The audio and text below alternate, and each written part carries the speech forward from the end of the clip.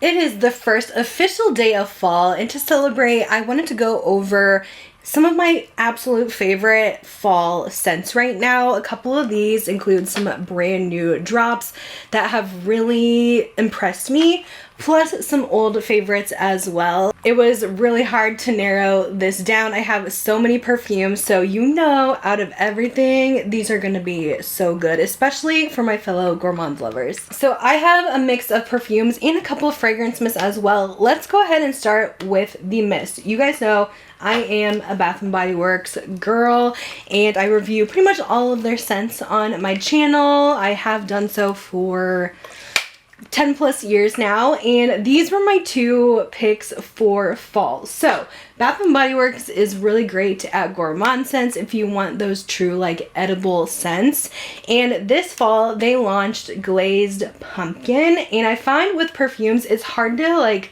get a good pumpkin scent. I feel like most brands aren't really doing that, even though so many people go crazy for pumpkin spice everything in the fall. So I'm kind of surprised, but Bath & Body Works always delivers with the pumpkin scents, and I was really impressed with this one this year. It is a new one in their lineup, and as much as I was sad to see my beloved pumpkin pecan waffles go, I was impressed with this new version. Now this is so delectable, and it's not too much pumpkin spice. You definitely get this like glazed icing smell with a tiny bit of like a slight spice in there. This has notes of vanilla glaze, caramel woods, and pumpkin cream. And yeah, I would agree it's more of a creamy pumpkin than it is pumpkin spice, and you absolutely get the caramel in here as well. It's like caramel pumpkin glazed frosting dessert.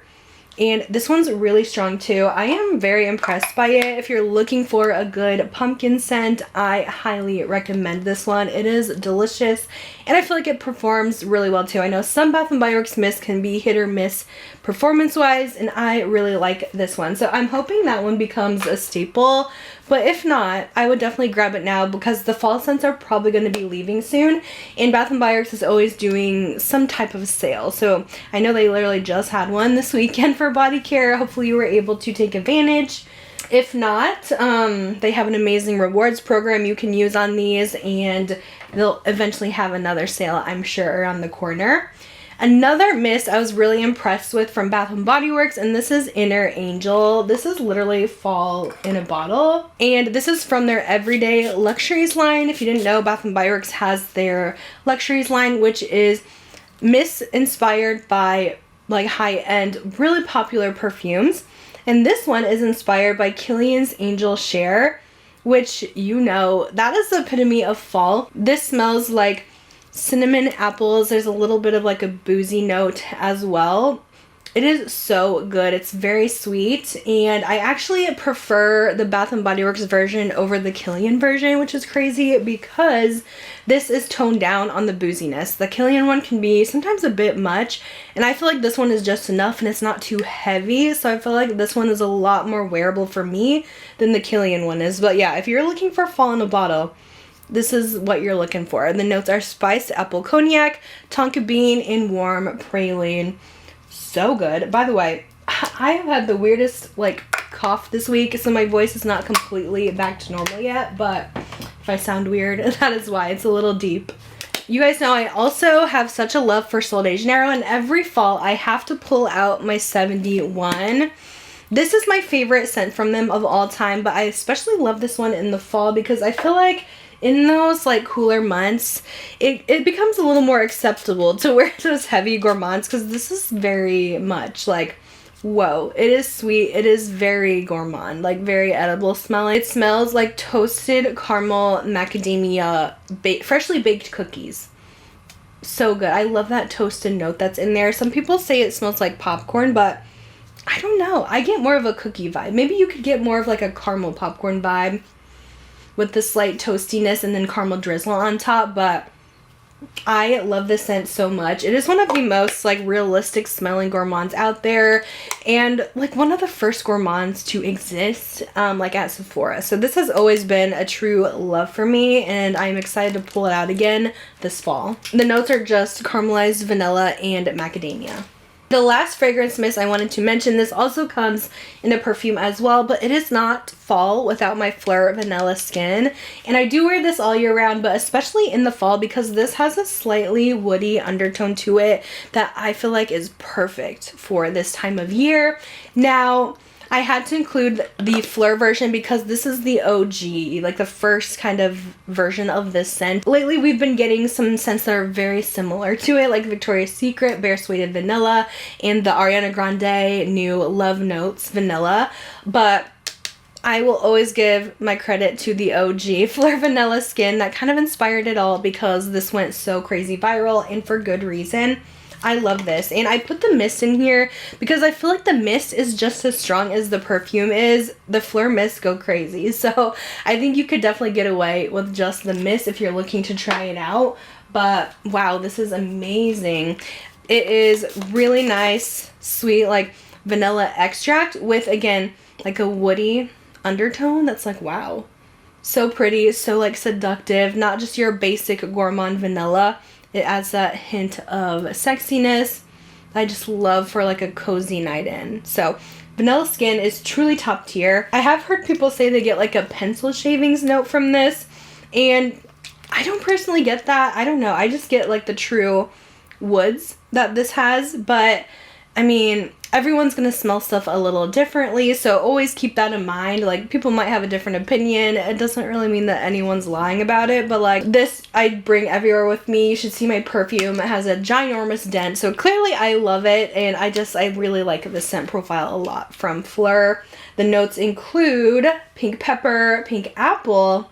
I do not get apple in this whatsoever. Sugar crystals. It has jasmine petals, lily, cashmere wood, benzoin, vanilla, sandalwood, and agarwood, but I mostly smell like the base notes that are in this with the vanilla and the woody notes. Okay, now into the actual perfumes. Again, some of these you might have seen before, and I did include a few new ones too that have definitely impressed me so much and you haven't heard me talk about yet.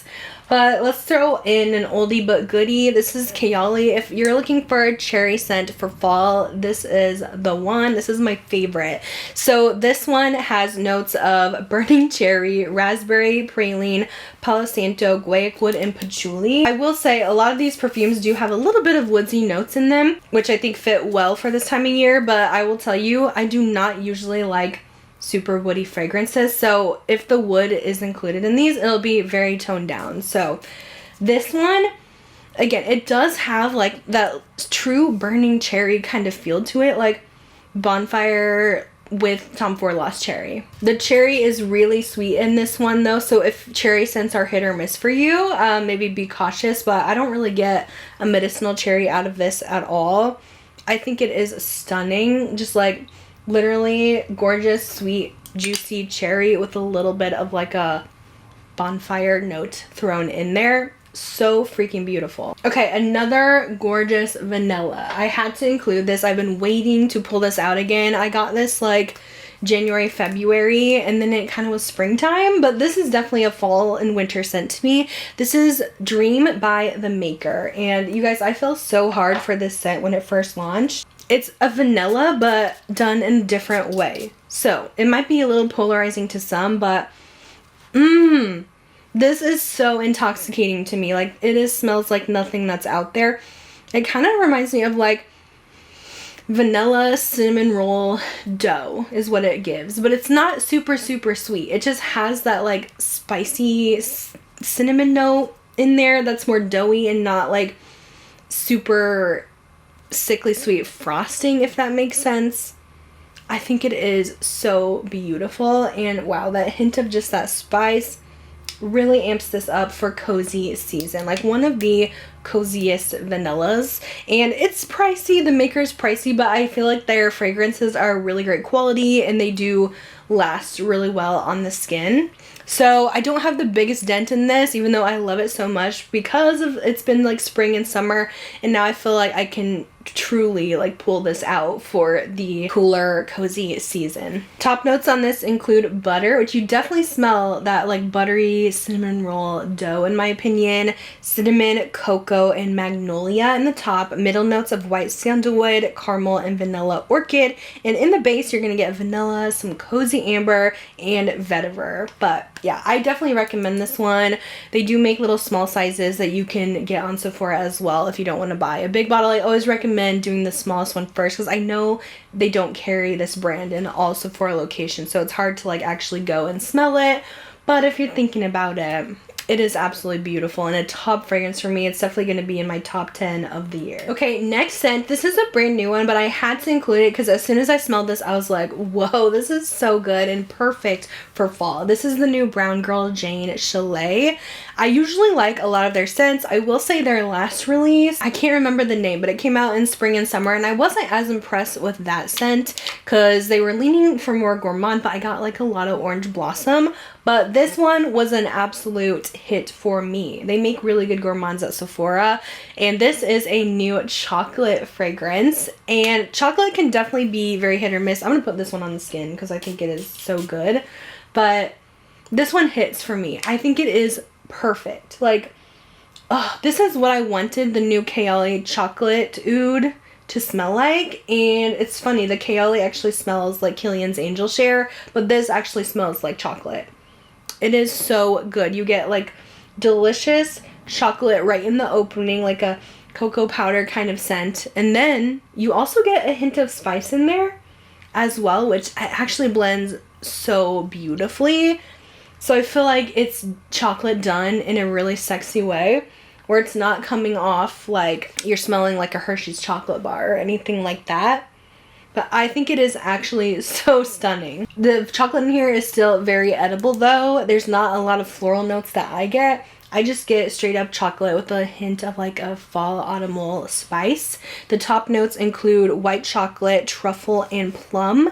Middle notes of jasmine and champagne. And then the base is vanilla, cocoa, and sandalwood. So I'm not sure what's giving it that slight spice. Maybe it's a little bit of that sandalwood, but it is so stunning. Okay, this is a classic in my collection, Commodities Milk. I have to pull this one out in the fall because it is so like musky and cozy, but this is a marshmallow milk scent that's done in a different way where I feel like it's very wearable, and I love the dry down on this because it almost reminds me of roasting marshmallows on a campfire. It's not as smoky as like Replicas by the Fireplace. That one leans very heavy into the smoke note, but I think this one's definitely more gourmand and truly just edible smelling. And the longevity on this is actually insane. It projects so much. They do have different versions. They have like the light version, the middle, and the plus or like extreme version. This one's just the middle one, and it performs amazingly. But yeah, if you're looking for something that has those milk notes, but it's not going to be like yogurty smelling or curdled milk or just like too much, too sweet, I love that this one adds in more of like the musk notes and toasted notes that kind of give it some depth and perfect cozy feeling for fall. The top notes include milk, middle notes of marshmallow and natural musk, and base notes of mahogany and tonka bean. So delicious, just toasted marshmallow sugary goodness. Okay, people have been raving about this one, and for good reason. I love a caramel scent in fall and winter, and this is Ellis Brooklyn's Queen's Caramel. This is so good, definitely worth the hype. I feel like this is caramel done in a really nice way where it's not too much. Like sometimes like the Fleur caramel skin, that one can be almost too realistic, too much for some, but this one is like a much lighter take on caramel, and I feel like so many people compare this to Bianco Latte, and I never really got that at first, which is crazy. I can kind of see it in a way, but I also feel like this is different. Like this doesn't have that really heavy honey and coumarin note that Bianco Latte has. It's definitely not as crazy strong as Bianco Latte, but I kind of like just how soft this one is, but still long lasting on the skin, and it's a gourmand that makes it easy for people who don't always wear gourmands all the time to enjoy, because it's not like super sickly sweet, but it is so pretty. This has top notes of caramel, maple, which I don't really get much maple in this as well. I'm not a big fan of smelling like maple syrup or anything like that, and maybe you get like a tiny hint of it for added sweetness, but I really don't smell the maple all that much in here. It also has sugar, honey, and salt, but yeah, the honey is definitely not as strong in here as it is in Bianco Latte.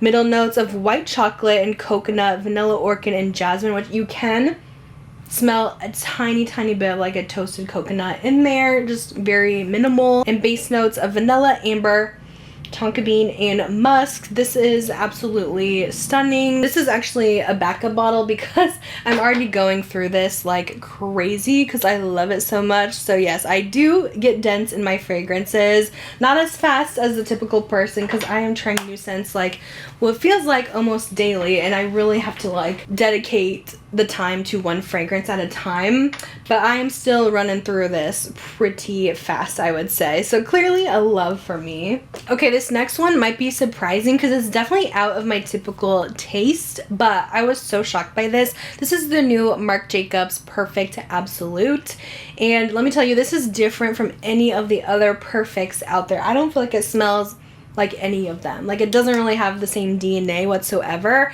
But I remember going into Ulta, I was trying like 10 new perfumes that had launched at the same time, and this is the only one that really stood out to me to be something different and just really amazing, honestly. It just really captured me. It smelled like the perfect fall scent. It's a little fruity, it's a little spicy and woody and so sexy. I just had to take this home with me. So I did get a 1 ounce size, which I feel like the 1 ounce is not as cute as the other bottles. So I'm kind of annoyed about that, but I know I didn't need like a huge one to start out with. If I end up using it a lot this fall and winter, I'll definitely buy a bigger bottle.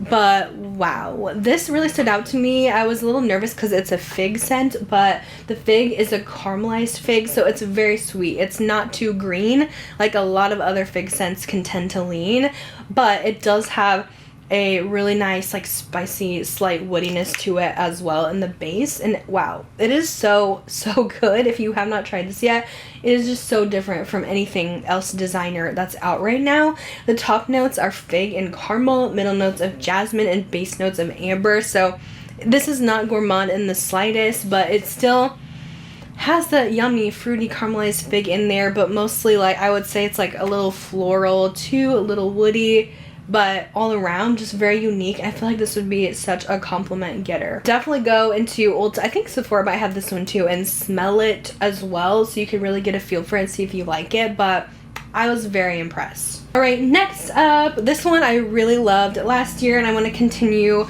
using it into the fall and winter here. But this is from Lenoble's Essences. It's a more niche brand. You can find them on Luckyscent, and I love shopping Luckyscent from my niche scents. And I wanted to say that now that you can get their samples and sprays now, because they used to only be tiny little dabbers and they did not change the price either. So I love Luckyscent. I will forever recommend them for scent purchases if you're looking for those more unique, hard to find brands. And they do have a couple stores in New York and LA, which I visit quite often when I'm in town.